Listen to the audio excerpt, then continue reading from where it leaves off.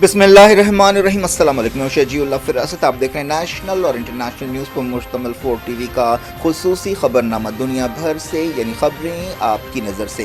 बंगाल और तमिलनाडु में हैरान कर देने वाले नतीजे आए हैं। ममता बनर्जी को शिकस्त हो गई है, तृणमूल के किले ढह गए हैं। तमिलनाडु में भी उम्मीदों के बरखिलाफ डीएमके को शिकस्त हुई और विजय ने हैरान करने वाली कामयाबी, चौंका देने वाली कामयाबी हासिल की है। उधर मिडल ईस्ट के हालात भी और ज़्यादा गर्मा गए। ईरान ने अमेरिका के जहाज़ों पर आबनाए होर्मुज़ में हमले किए, जिससे सूरत हाल और ज़्यादा नाजुक हो गई। इन खबरों के तमाम पहलुओं की बात करेंगे। सबसे पहले हेडलाइंस।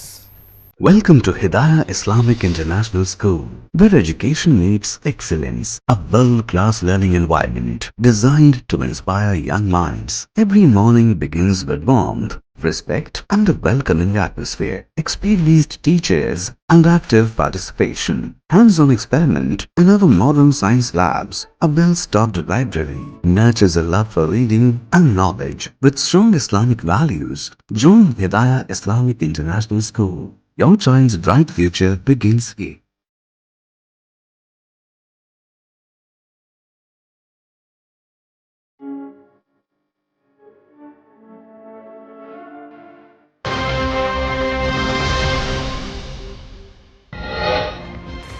आबनाए होर्मुज़ में अमरीकी जहाज़ों पर ईरान का हमला। कहा, इजाज़त के बगैर कोई नहीं गुजर सकता। हिदायत को नज़रअंदाज करने पर फैसला कुन जवाब देंगे।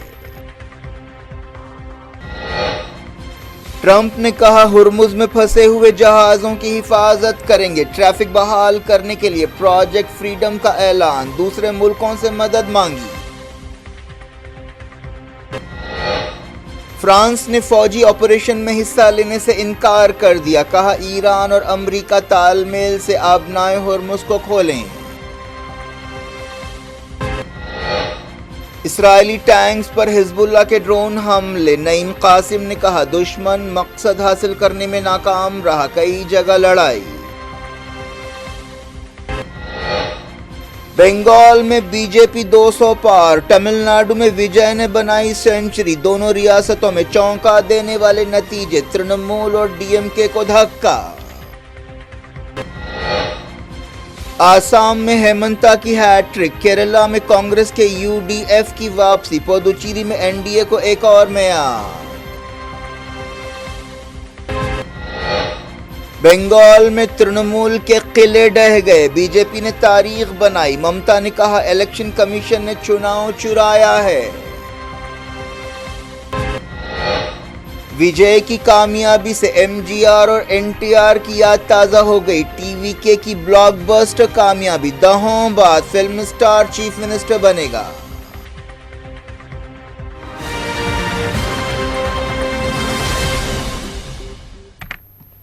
हेडलाइंस आपने देखी। अब खबरों की तफसील की तरफ आपको लिए चलते हैं। सबसे पहले मिडल ईस्ट की बात करते हैं। ईरान ने आबनाए होर्मुज़ में अमेरिका के 2 जहाज़ों पर हमला कर दिया है। ईरान की न्यूज़ एजेंसियों ने बताया कि अमेरिकी जहाज़ों को मिसाइलों से निशाना बनाया गया। यह भी कहा गया कि ईरानी वार्निंग को नज़रअंदाज करने वाले जहाज़ों पर हमले किए गए। हमलों के बाद अमेरिकी जहाज़ों ने अपना सफ़र रोक दिया। ईरान ने ऐलान किया है कि आबनाए होर्मुज़ से कोई भी इजाज़त के बगैर नहीं गुजर सकता। यह भी कहा गया कि ईरानी हिदायत को नज़रअंदाज करने वाले जहाज़ों को फैसला कुन जवाब दिया जाएगा। दूसरी तरफ अमरीकी ओहदेदारों ने ईरानी हमलों की तस्दीक नहीं की है। ईरानी फ़ौज ने कहा है कि उसकी समंदरी शाख ने अमरीकी जहाज़ों को आबनाए होर्मुज़ में दाखिल होने से रोक दिया और इसकी ज़्यादा तफसील नहीं बताई गई।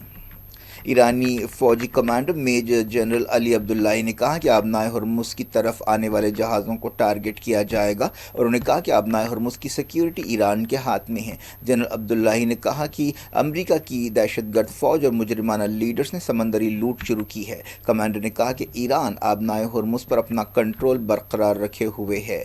अमरीकी सदर डोनाल्ड ट्रंप ने हाल ही में कहा है कि अमरीका आबनाए होर्मुज़ में जहाज़ों की नकलो हरकत पर पाबंदियों को ख़त्म कराएगा। उन्होंने ये भी कहा कि इस तरह के ऑपरेशंस पीर की सुबह शुरू होंगे। इस तरह एक नया तनाव पैदा हो गया है।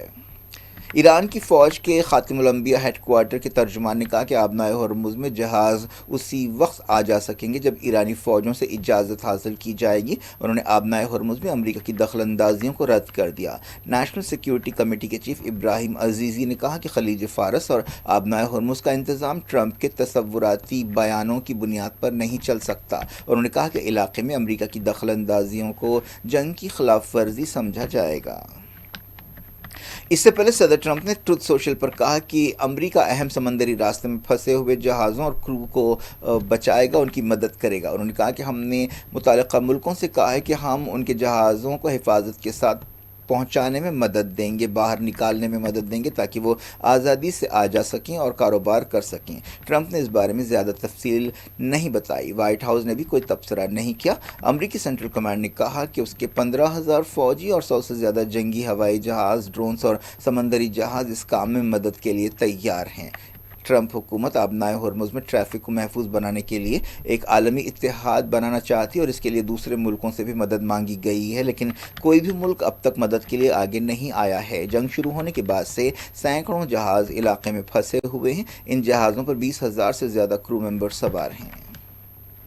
ایران نے کہا کہ امریکہ کو اپنی سخت شرطیں چھوڑنی ہوں گی۔ ایرانی وزارت خارجہ کے ترجمان اسماعیل بقائی نے کہا کہ اس مرحلے پر ہماری ترجیح جنگ بندی ختم کرنا ہے۔ انہوں نے کہا کہ دوسرے فریق کو بھی واجبی رویہ اختیار کرنا چاہیے۔ دونوں ملکوں کے درمیان بات چیت 8 اپریل کی سیز فائر سے ڈیڈ لاک کا شکار ہے۔ اب تک بات چیت کا ایک دور اسلام آباد میں ہوا ہے، لیکن کافی کوششوں کے باوجود دوسرا دور نہیں ہو سکا۔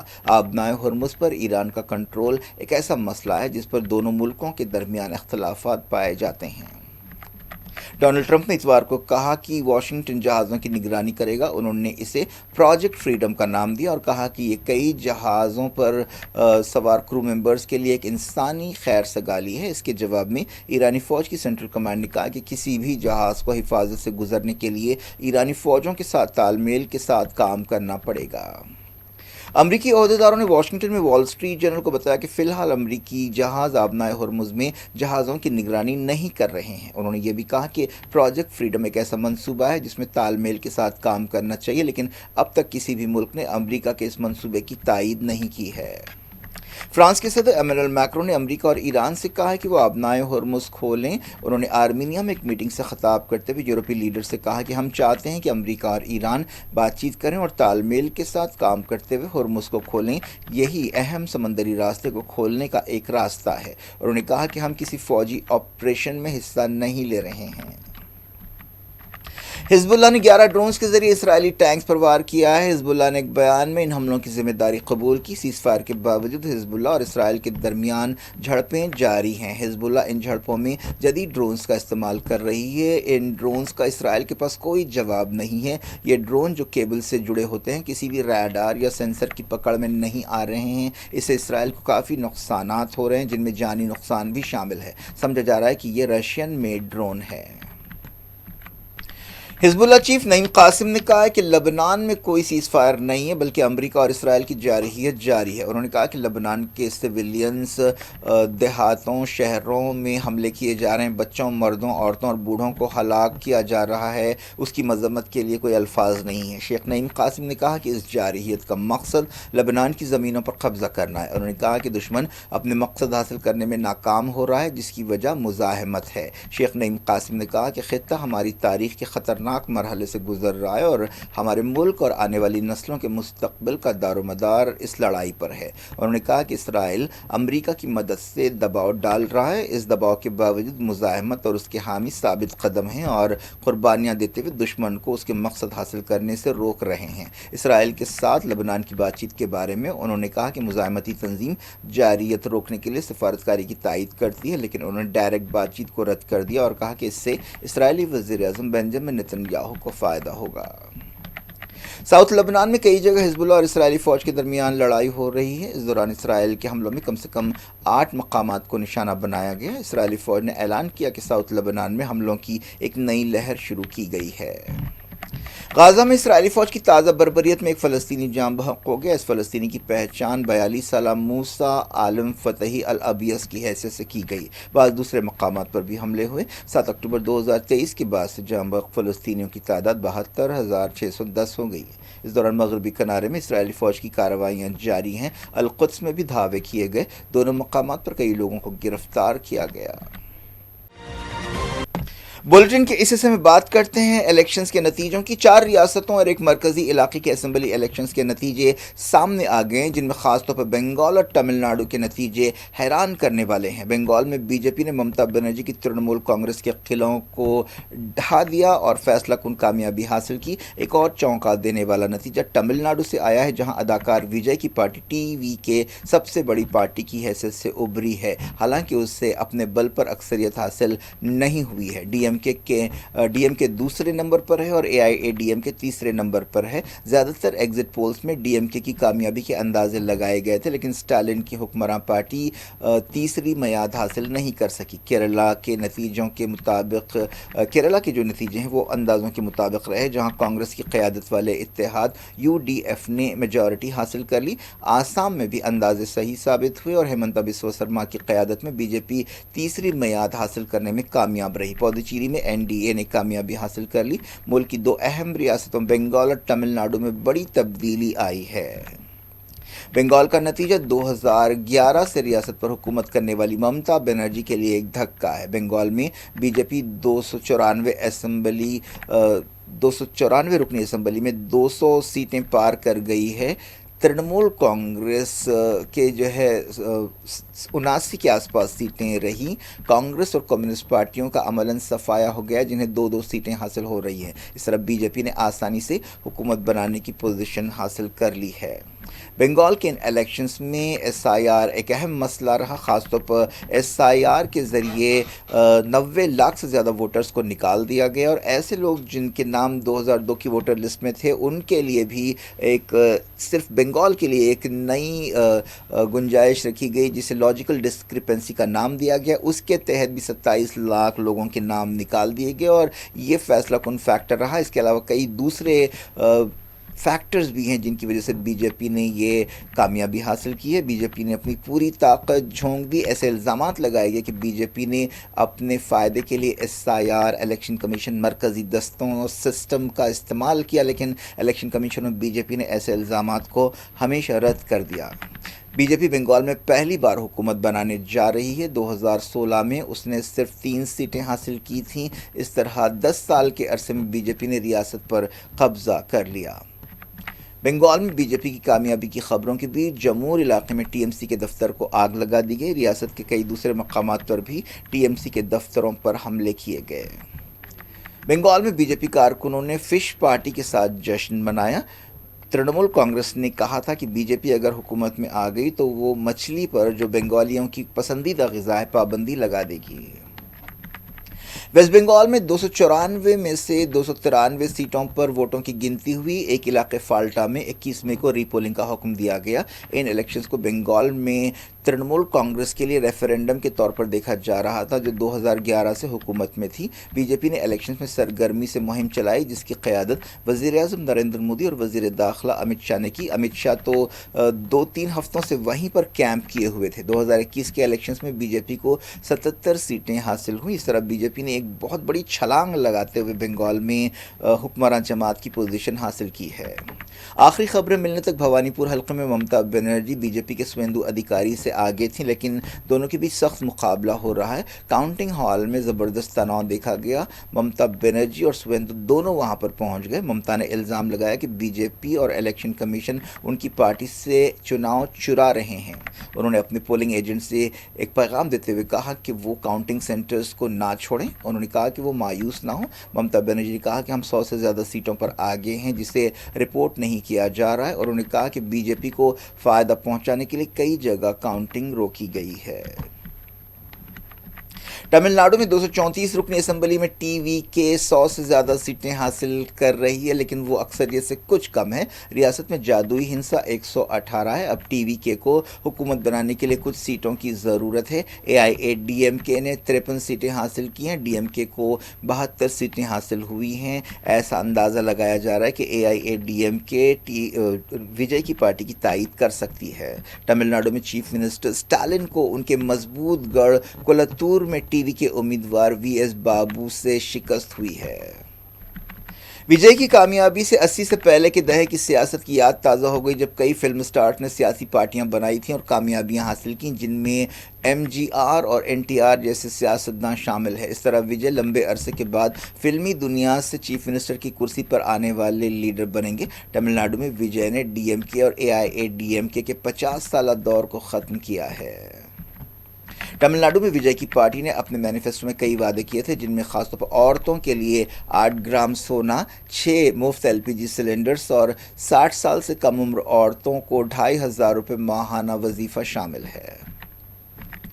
کیرالم میں UDF نے 89 سیٹیں حاصل کی ہیں، جہاں جادوئی ہنسا 71 ہے۔ حکمراں LDF کو اندازوں کے مطابق شکست ہوئی ہے اور اسے 35 سیٹوں پر ہی اطمینان کرنا پڑا ہے۔ اس طرح پہلی مرتبہ ایسا ہو رہا ہے کہ انڈیا کی کسی بھی ریاست میں کمیونسٹ پارٹیوں کی حکومت نہیں ہے۔ کمیونسٹ پارٹیوں کی اکثر کیرلا میں اور بنگال میں اور تریپورہ میں حکومتیں ہوا کرتی تھیں، لیکن اب عملاً لیفٹ سیاست کا خاتمہ ہو گیا ہے۔ کیرلا میں BJP کو 3 سیٹیں حاصل ہوئی ہیں، جو تاریخی ہے کیونکہ اس سے پہلے BJP نے کبھی بھی وہاں پر کوئی اسمبلی سیٹ نہیں جیتی تھی۔ کیرلا میں کانگریس نے 10 سال بعد واپسی کی ہے۔ اس اتحاد میں مسلم لیگ بھی شامل ہے۔ آسام میں BJP اتحاد نے شاندار کامیابی حاصل کی اور 126 رکنی اسمبلی میں سینچری مکمل کر لی ہے۔ کانگریس نے 21 سیٹیں حاصل کی ہیں۔ بدر الدین اجمل کی AIUDF کو صرف 2 سیٹیں حاصل ہوئی ہیں۔ آسام میں ہیمنتا بسوا سرما نے ہیٹرک کرتے ہوئے ایک تاریخ بنائی ہے۔ پدوچیری میں NRC اور BJP کے اتحاد نے 30 رکنی اسمبلی میں 17 سیٹیں حاصل کر لی ہیں۔ کانگریس کو 8 اور TVK کو، جو وجے کی پارٹی ہے، 2 سیٹیں حاصل ہوئی ہیں۔ کانگریس لیڈر راہل گاندھی نے کیرلا میں پارٹی کی واپسی کے لیے ووٹرز کا شکریہ ادا کیا۔ ایک پوسٹ میں انہوں نے کیرلا کے کارکنوں کو مبارکباد دی۔ ایکس پر انہوں نے لکھا کہ کیرلم کے بھائیوں اور بہنوں کو فیصلے کے لیے شکریہ، ہر کارکن کا شکریہ اور مبارکباد جنہوں نے محنت کی اور اچھی مہم چلائی۔ جیسا کہ میں نے پہلے کہا تھا، کیرلم کے پاس صلاحیت ہے۔ کیرلم میں اب UDF حکومت آئے گی اور اس کے ویژن سے کیرلم کی صلاحیتیں اور پروان چڑھیں گی۔ میں میرے کیرلم خاندان سے جلد ملنا چاہتا ہوں۔ کیا کچھ ہو رہا ہے آپ کی دنیا میں؟ آخر میں ہیڈ لائنز دنیا بھر سے ایک بار پھر دیکھتے ہیں۔ Welcome to Hidayah Islamic International School, where education meets excellence. A world-class learning environment designed to inspire young minds. Every morning begins with warmth, respect, and a welcoming atmosphere. Experienced teachers and active participation. Hands-on experiment in our modern science labs. A well-stocked library nurtures a love for reading and knowledge. With strong Islamic values, join Hidayah Islamic International School. Your child's bright future begins here.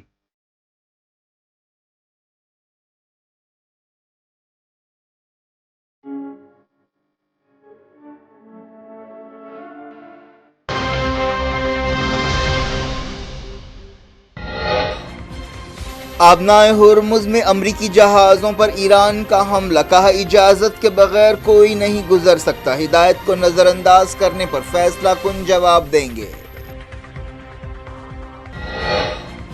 Trump نے کہا Hormuz میں پھنسے ہوئے جہازوں کی حفاظت کریں گے، ٹریفک بحال کرنے کے لیے پروجیکٹ فریڈم کا اعلان، دوسرے ملکوں سے مدد مانگی۔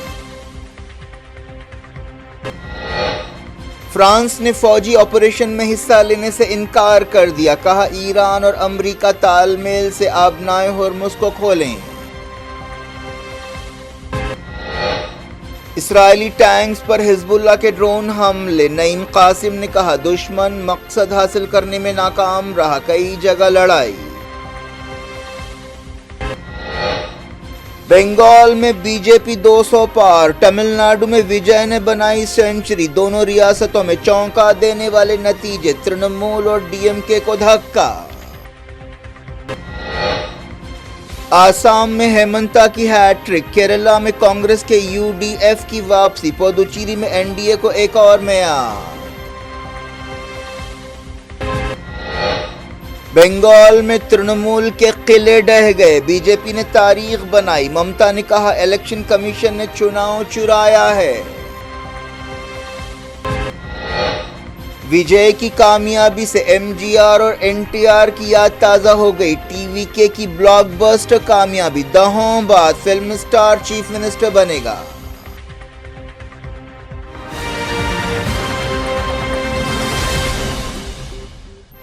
یہ تھی آج کی خبریں، پھر اللہ فراست کو دیں اجازت اور اپنا بے حد خیال رکھنا۔ اللہ حافظ۔